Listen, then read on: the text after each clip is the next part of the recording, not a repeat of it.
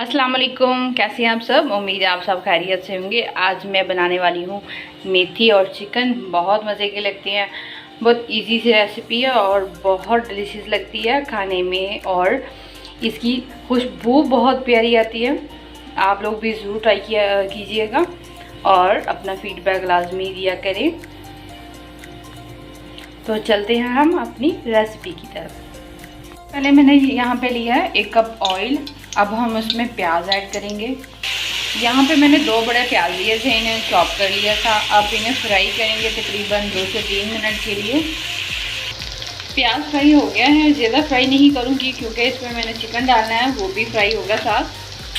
Chicken मैंने डाल दिया। अब इसे तेज़ आंच पर, इतनी भी ज़्यादा तेज़ नहीं करनी, मीडियम तेज़ रखनी है। हम उस पर इसे फ्राई कर लेंगे क्योंकि चिकन की एक स्मेल होती है, वो हमारी भूनने से भी नहीं जाती। इस तरह से फ्राई करने से चिकन की स्मेल तकरीबन ख़त्म हो जाती है। अब इसे फ्राई कर लेंगे, बस 5 से 6 मिनट लगेंगे फ्राई करने को। तकरीबन फ्राई हो चुका है। अब हम इसमें लहसुन अदरक का पेस्ट शामिल कर देंगे।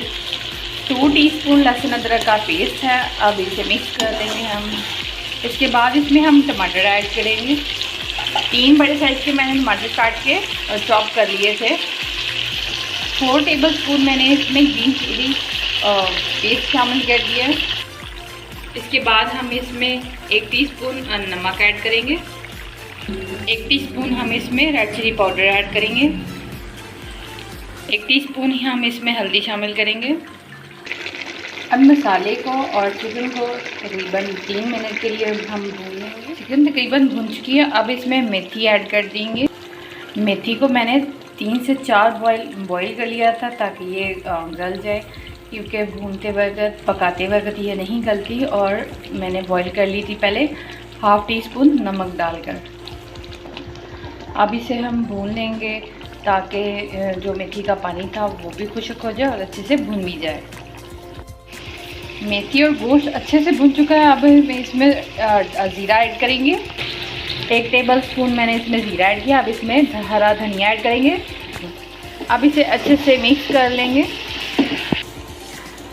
गोश्त और मेथी तैयार हो गए हैं। अब हम इसे भी सर्व कर लेंगे।